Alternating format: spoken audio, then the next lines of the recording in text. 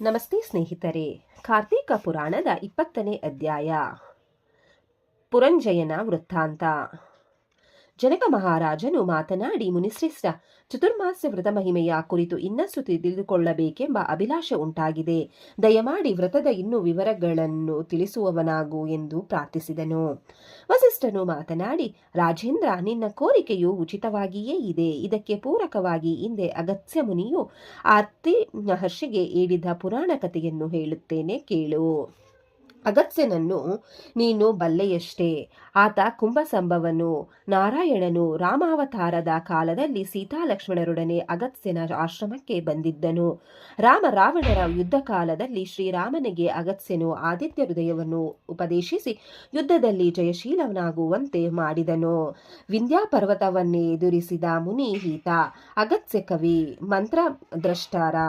ಒಮ್ಮೆ ಅಗಸ್ತ್ಯ ಮಹರ್ಷಿಯನ್ನು ನಾರಾಯಣನ ಅಂಶದಿಂದ ಹುಟ್ಟಿದವನು, ಅನಸೂಯೆಯ ಪತಿಯೂ ತಪಸ್ವಿಯೂ ಆದ ಅತ್ರಿ ಮುನಿಯು ಭೇಟಿ ಮಾಡಿ, ಕುಂಭಸಂಭವನೇ, ಜಗತ್ತಿನಲ್ಲಿ ಶ್ರೀ ಮಹಾವಿಷ್ಣುವನ್ನು ಮೀರಿದ ದೇವರೇ ಇಲ್ಲ.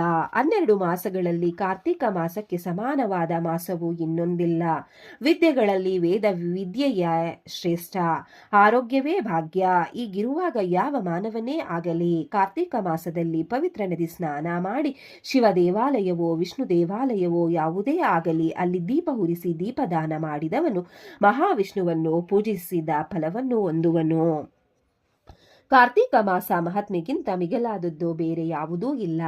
ಈ ಕಾರ್ತೀಕ ವ್ರತದಿಂದ ಮನುಷ್ಯ ಆಯುರಾರೋಗ್ಯ ಐಶ್ವರ್ಯಗಳನ್ನು ಸಂಪಾದಿಸುತ್ತಾನೆ. ಅವನು ವಿವೇಕವಂತನು, ಜ್ಞಾನವಂತನು ಆಗಿ ಇಹಲೋಕದಲ್ಲಿ ಸುಖ ಹೊಂದಿ ಪರಲೋಕದಲ್ಲಿ ಹರಿಸಾನ್ನಿಧ್ಯ ಪಡೆಯುತ್ತಾನೆ. ಕುಂಭಸಂಭವನೇ, ಅಗಸ್ತ್ಯ ಮುನಿಯೇ, ಪುರಂಜಯನೆಂಬುವನು ಕಾರ್ತೀಕ ವ್ರತ ಮಹಿಮೆ ತಿಳಿದು ಆಚರಿಸಿ ಮೋಕ್ಷ ಹೊಂದಿದ ಕತೆ ಹೇಳುವೆನು, ಕೇಳು.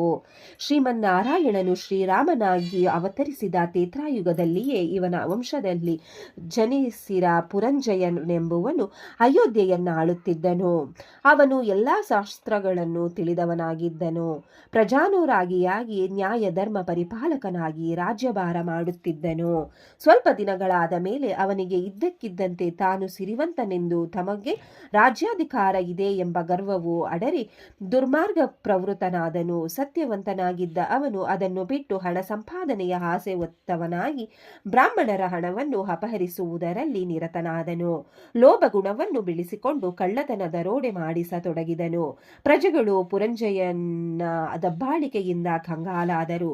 ಇಷ್ಟರಲ್ಲೇ ಅವನೊಬ್ಬ ದುರ್ಮಾರ್ಗಿ ಎಂಬುದು ಸರ್ವಲೋಕ ವಿದಿತನಾಗಿ ಅವನನ್ನು ಮುತ್ತಿಕ್ಕಲು ಇತರ ದೇಶದ ರಾಜರುಗಳು ಅವಣಿಸಿದರು. ಕಡೆಗೆ ಕಾಂಬೋಜ ದೇಶ, 1000 ದೇಶದ ಅರಸರುಗಳೇ ಮೊದಲಾಗಿ ರಾಜರುಗಳು ಪುರಂಜಯನಿಗಿಂತ ಹೆಚ್ಚು ಸಾಮರ್ಥ್ಯವುಳ್ಳವರಾಗಿದ್ದರಿಂದ ಅಯೋಧ್ಯ ನಗರವನ್ನು ಮುತ್ತಿಕ್ಕುವ ಉದ್ದೇಶದಿಂದ ಚತುರಂಗ ಬಲ ಸಮೇತರಾಗಿ ಆ ನಗರದ ಸುತ್ತಲೂ ಪಾಳಯಗಳನ್ನು ನಿರ್ಮಿಸಿಕೊಂಡು ಯುದ್ಧಕ್ಕೆ ಸಿದ್ಧರಾದರು. ಇದು ಪುರಂಜಯನಿಗೆ ತಿಳಿಯಿತು. ತಾನು ಅವರಾರಿಗಿಂತಲೂ ಬಲಶಾಲಿಯಲ್ಲ, ತನ್ನಲ್ಲಿ ಅಷ್ಟು ಸೈನ್ಯ ಬಲವಿಲ್ಲ ಎಂದು ತಿಳಿದಿದ್ದರೂ ನಿರ್ಲಕ್ಷಿಸಿ ತಾನೊಬ್ಬ ಮಹಾವೀರನಂತೆ ಆಟೋಟೋಪ ಮಾಡತೊಡಗಿದನು. ಇದರೊಂದಿನೆಯ ಅಧ್ಯಾಯವು ಮುಕ್ತಾಯಗೊಂಡಿತು. ಈ ಅಧ್ಯಾಯವನ್ನು ಕೇಳಿದವರಿಗೂ ಹೇಳಿದವರಿಗೂ ಶ್ರವಣ ಮಾಡಿದವರಿಗೂ ಆ ಭಗವಂತವನು ಒಳ್ಳೆಯದನ್ನು ಮಾಡುತ್ತಾನೆ. ಓಂ ನಮಃ ಶಿವಾಯ. ವಿಡಿಯೋ ನೋಡಿಕ್ಕೆ ಎಲ್ಲರಿಗೂ ಧನ್ಯವಾದಗಳು. ನಿಮಗೆ ಈ ವಿಡಿಯೋ ಇಷ್ಟ ಆಗಿದ್ರೆ ಪ್ಲೀಸ್ ಒಂದು ಲೈಕ್ ಮಾಡಿ. ನೆಕ್ಸ್ಟ್ ಇನ್ನು ಜಾಸ್ತಿ ವಿಡಿಯೋ ಹಾಕ್ತೀವಿ. ಹಾಗೆ ನಿಮ್ಮ ಫ್ರೆಂಡ್ಸ್ಗೆ ಶೇರ್ ಮಾಡಿ ಮತ್ತೆ ಸಬ್ಸ್ಕ್ರೈಬ್ ಮಾಡಿ. Thank you very much.